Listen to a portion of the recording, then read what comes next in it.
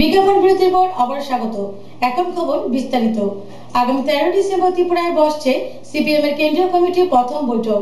রাজধানী মেলার মাঠ সিপিএম সদর দপ্তরে এক সাংবাদিক সম্মেলনে একথা জানান সিপিএম রাজ্য সম্পাদক বিজন ধর। আগামী 13 ডিসেম্বর ত্রিপুরায় বসছে সিপিএম এর কেন্দ্রীয় কমিটির প্রথম বৈঠক। ইতিমধ্যে সেজে উঠেছে আগরতলার অলিগলি সহ রাজপথ, লাল তরুণ সহ ফ্ল্যাগ ফেস্টুনে, হয়েছে কতগুলি সাব কমিটিও।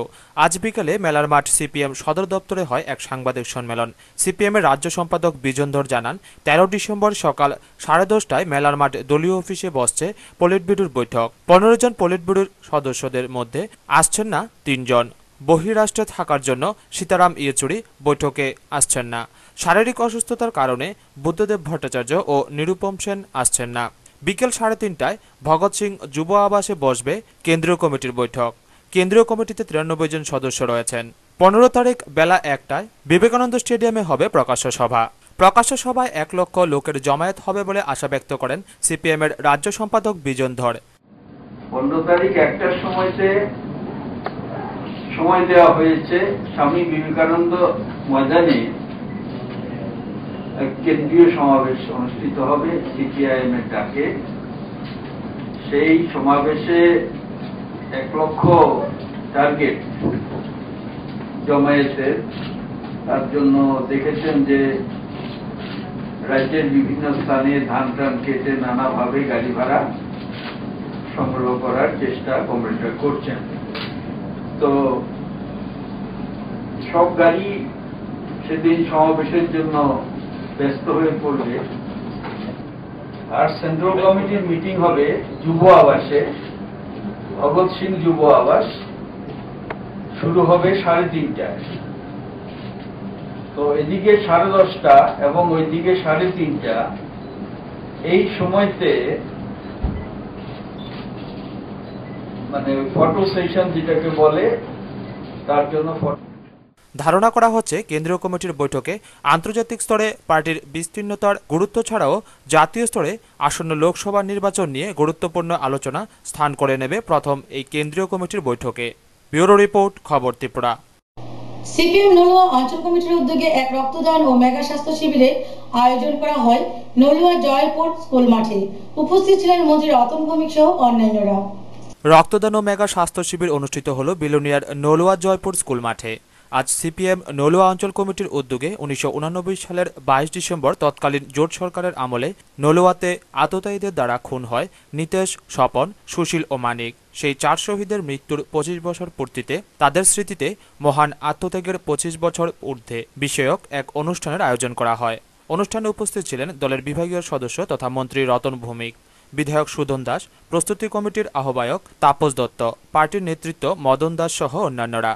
অনুষ্ঠানে বক্তব্য রাখতে গিয়ে মন্ত্রী রতন ভৌমিক বলেন, রক্ত আমাদের রাজ্যেই সংগঠিত হয় এবং আমাদের বিশ্বাস এই বছর যেভাবে রক্তদান কর্মসূচি শুরু হয়েছে, বিশেষ করে রক্ত দিতে অস্বীকার করছে কারণ টাকার জায়গা নেই।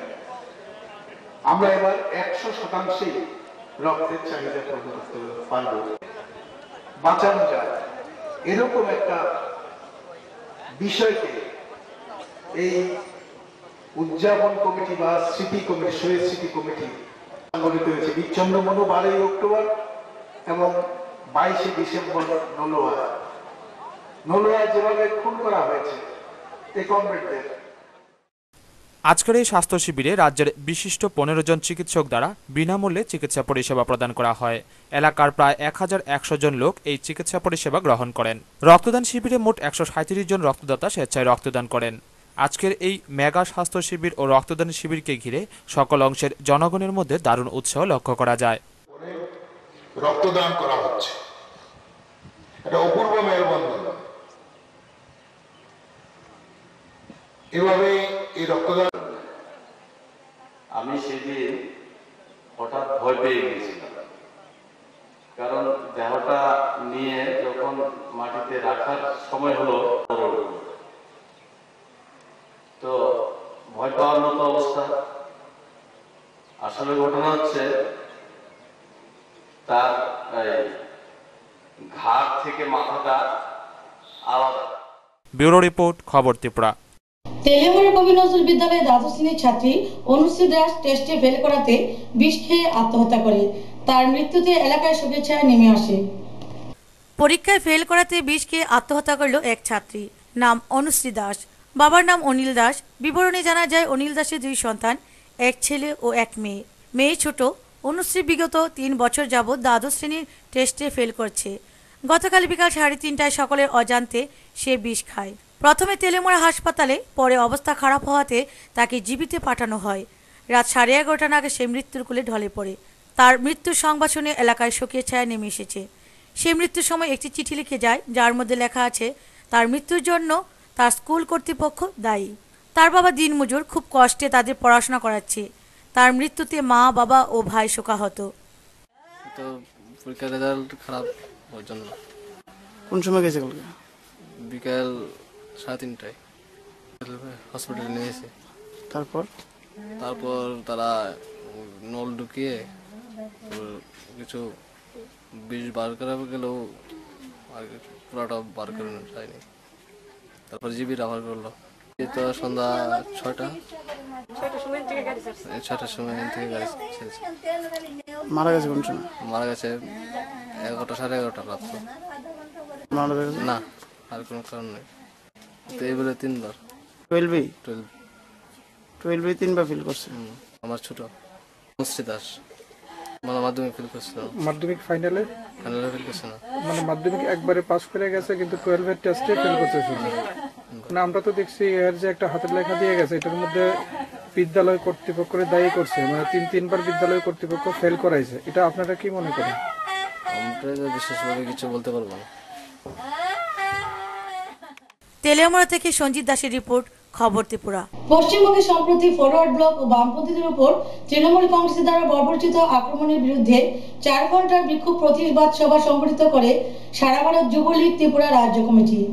গত 8 ডিসেম্বর পশ্চিমবাংলার ধরিখালিতে ফরওয়ার্ড ব্লকের বর্ষিয়ান নেতা, বাংলার প্রথম খাদ্যমন্ত্রী স্থানীয় তৃণমূল কর্মীদের আক্রমণের শিকার হয়েছেন। খবরে প্রকাশের দিন দলীয় সভা চলাকালে তৃণমূল সমর্থক সভার উপর হামলা চালায় বর্ষিয়ান নেতা নারায়ণ দেকে। প্রচণ্ডভাবে লিখিত করে এই প্রতিবাদে এবং ঘটনা জড়িত অভিযুক্তকে গ্রেপ্তারের দাবিতে 4 ঘন্টা গণ অবস্থান করেন ফরওয়ার্ড ব্লক। ব্যুরো রিপোর্ট, খবর ত্রিপুরা। ছাত্রাবাসের কক্ষে ছাত্রীর মৃতদেহ উদ্ধারের ঘটনায় চাঞ্চল্য ছড়িয়েছে গোটা এলাকায়। ঘটনা মেলাগড় দ্বাদশ বিদ্যালয়ের ছাত্রাবাসে। ছাত্রাবাসের কক্ষে 9ম শ্রেণীর ছাত্রের মৃতদেহ এ নিয়ে মেলাগড় দ্বাদশ বিদ্যালয়ের ছাত্রাবাসে দেখা দিয়েছে চাঞ্চল্য। কিভাবে মৃত্যু হলো এখনও সঠিক কিনারা করতে পারেনি পুলিশ।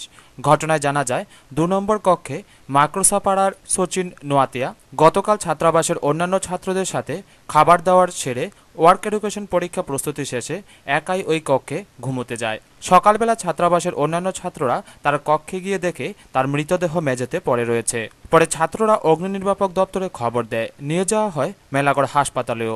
ছাত্ররা জানায়, একজনের ক্লাস 6 ছোট স্যার যায়, স্যার দেখছি যায় দেখিয়া মাটিতে পরনে আসলে খাটের উপরে তুলে রাখছে, মনে করছে সকালে লাগছে নি, তারপরে মালিশ টালিশ করছে। এইটাই এরপরে আমি দরিয়া তার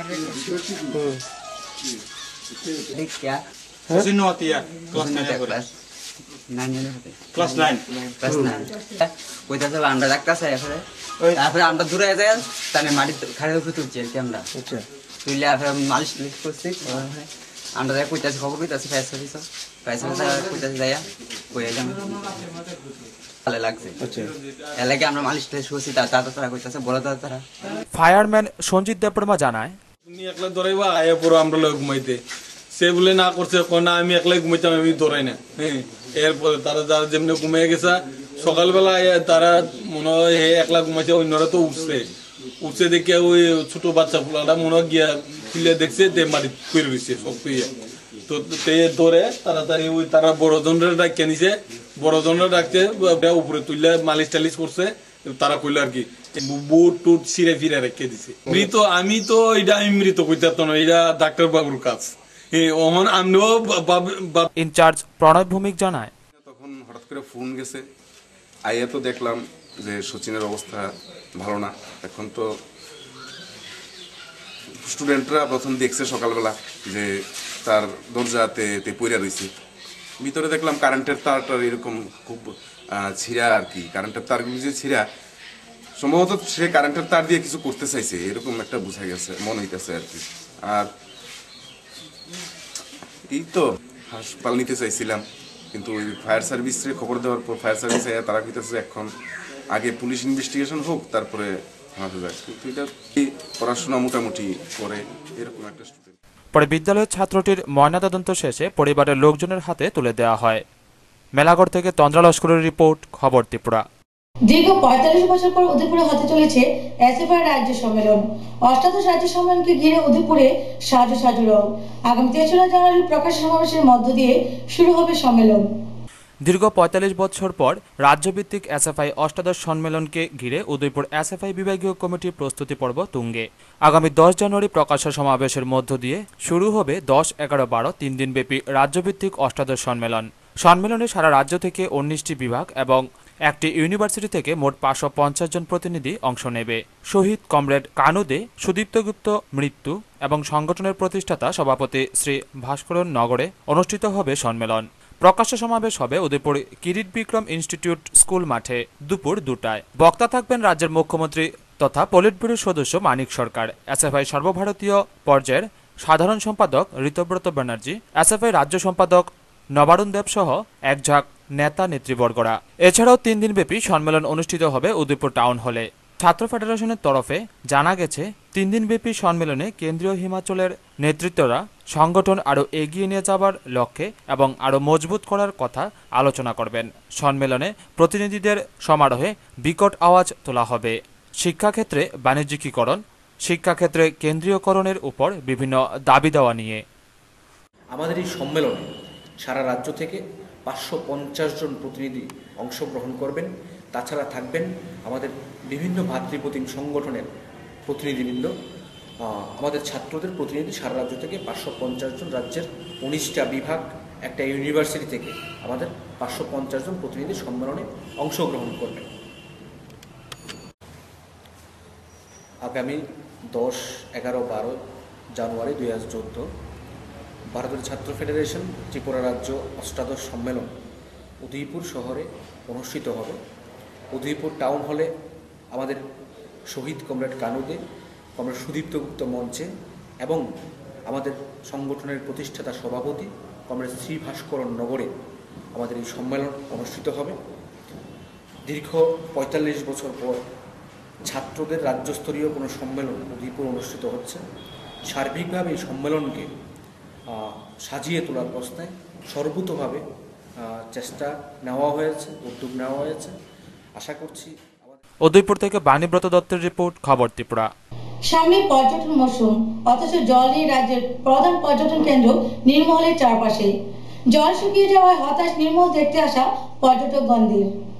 সামনে পর্যটন মৌসুম, অথচ জল নেই রাজ্যের প্রধান পর্যটন কেন্দ্র রুদ্রসাগর তথা নির্মহলের চারপাশে। নভেম্বর মাসের মধ্যে রুদ্রসাগরে জল শুকিয়ে যাওয়ায় হতাশ নির্মল দেখতে আসা পর্যটকগণ।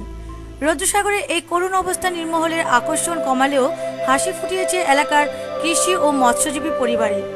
জল কমে যাওয়া সামান্য জমি বাদ দিয়ে জল সেচে নিলে পাওয়া যায় বিভিন্ন প্রজাতির মূল্যবান দেশি প্রজাতির জিওল মাছ। কই, মাগুর, শিং, লাটি, শৈল মাছ ধরার উৎসব চলছে নির্মহলের চারপাশে। কিন্তু চাকরি নাই, তার জন্য আমরা বেকার আছি এখন। এই জন্য কৃষিকাজ করছি, তারপরে মাছ টাছ ধরছি, এভাবে কোনো রকমে চলছি। কাজের সংখ্যাও কম, তাই আর কি করব, সেই জন্য আমরা এইসবই করছি। আমরা বর্তলিল একটা দরকার বসবাস করি, সেখানে লোক আমরা গ্রামবাসী। আমরা এই জলের মধ্যে আগে অনেক বেশি মাছ পাইতাম, ওখানে মাছ অনেক কমে আছে গা। তারপরে দিয়া হাজিরা পড়ে না, এমনি শখের লেগে মাছ ধরি তো ১০০ টাকা ১৫০ টাকা পরে। এমনি শিং মাছ, টাকি মাছ, শৈল মাছ, জাগুর মাছ, এইসব মাছ পাওয়া যায়। রেট ২৫০ টাকা ৩০০ টাকা এমন হয়। কিন্তু যে রুদ্রসাগর জাতীয় হ্রদের মর্যাদা লাভ করেছে, যে নির্মহল বিশ্বের ঐতিহ্যে পরিণত হয়েছে, তা যে দিনের পর দিন সমস্ত আকর্ষণ হারাতে চলেছে, সেদিকে কারোর হেলদোল নেই। কৃষি জমিতে পরিণত হয়ে গেছে রুদ্রসাগরের অধিকাংশ এলাকা। শীতের মৌসুমে ক্ষণিকের জন্য আনন্দ বিনোদন করতে আসা পিকনিক পার্টির লোকদের পর্যটনের খাতায় লিপিবদ্ধ করে নির্মহলকে রাজ্যের প্রধান পর্যটন কেন্দ্র হিসাবে দেখানো হচ্ছে। আসলে নির্মহল বাস্তবে ভারতের পর্যটন মানচিত্রের বাইরে থাকা একটি পরিত্যক্ত ঐতিহাসিক জলপ্রাসাদে পরিণত হয়েছে। রৌদ্রসাগরের উন্নয়নে একের পর এক মেগা প্রকল্প হাতে নেওয়া হলেও রূপ লাবণ্য ফিরছে না তার। মহারাজা বীর বিক্রম কিশোর মাণিক্য বাহাদুরের আমলে জলের মাঝে মহলটি স্থাপিত বলে এর নামকরণ করা হয় নির্মহল। আজকের দিনে মহলটি নির্মিত হলে তার নাম হতো নির্মহল হতো না, কারণ যে রৌদ্রসাগরে নির্মহল নির্মাণ করা হয়েছিল তার মোট আয়তন ছিল 17 বর্গ কিলোমিটার। তা কমতে কমতে এসে দাঁড়িয়েছে 5.3 বর্গ কিলোমিটারে। বর্তমানে তার অবস্থা আরও করুণ। রাজপ্রাসাদের সামনে সামান্য এলাকায় জল, রৌদ্রসাগর অধিকাংশ এলাকা শুকিয়ে গেছে নভেম্বরের 20 তারিখের মধ্যেই। কোনো এক সময় চোখ ধাঁধানো রোমাঞ্চকর অনুভূতি এখন আর জাগায় না নির্মহল। চারিদিকে জল শুকিয়ে যাওয়া জলাশয়ে পচা আবর্জনার গন্ধ, সামান্য জলে মাছ শিকারে ব্যস্ত পাখিদের কোলাহলে ভাঙে রৌদ্রসাগরে সেই নিস্তব্ধতা।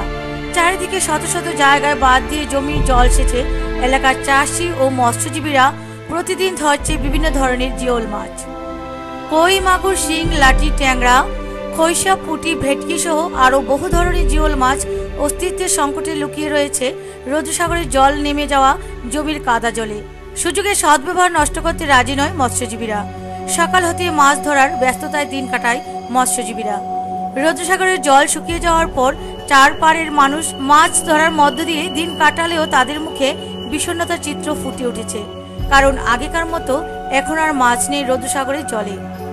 লেখাপড়া করে কাজ না পেয়ে এখন দিনভর মাছ ধরে তাদের জীবন কাটাতে হচ্ছে। বাইরে কাজ করে যখন দৈনিক 250 টাকা হাজিরা পাওয়া যায়, তখন দিনভর মাছ ধরে পাওয়া যায় 100 টাকা বা 150 টাকা। কৃষিকাজে ফাঁকে মাছ ধরে জীবন কাটছে রৌদ্রসাগরের পাড়ের মানুষের। রৌদ্রসাগরের পাশে আমাদের জমিতে আমরা নিজেরা আগের থেকে অনেক মাছ কমেছে, এখন জল কমেছে, এখন আমাদের মাছ আমরা ধরছি। আগের থেকে বহুত মাছ কম, এখন তো তারপরে লাড়ি অনেক জাতের মাছ হয়েছে, পুটি টুটি, খোয়া, মিনি, সবগুলি মাছ পাওয়া যায়। আপনারা এগুলি দাম তো ঠিক নাই, 400-500 টাকা কেজি পাওয়া যায়। আমরা একলে ক্যাম্প তুলে বেশি নাহলে তো মেলা কর। আপনারা আমরা আজকে 5 জন এসেছি, মাছ 5 জন এসেছি, 5 জনে তো 200-250 টাকা করে আপনার হাজিরা, 1250 টাকা পাওয়া যাবে। আর মানে গৃহস্থ কামাজারে মানে মাছ ধরা তো একটা শখ, 50 টাকা 100 টাকা পাই যাবে ভাই, তো ওটা মানে আনন্দ লাগে আর কি।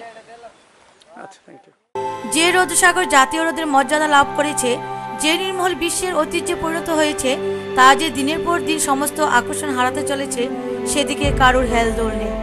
রৌদ্রসাগরের চারপাশে রিং রোড তৈরির কাজ হাতে নিয়েছে সরকার। তা রৌদ্রসাগরের নাব্যতা বাড়াবে না, জলের উৎসের পথে প্রতিবন্ধকতা তৈরি করবে, তা নিয়ে মতানৈক্য শুরু হয়েছে। রৌদ্রসাগরের উন্নয়নে অন্য 10টি ব্যর্থ প্রকল্পের মতো এটাও ব্যর্থ হবে কিনা এই প্রশ্ন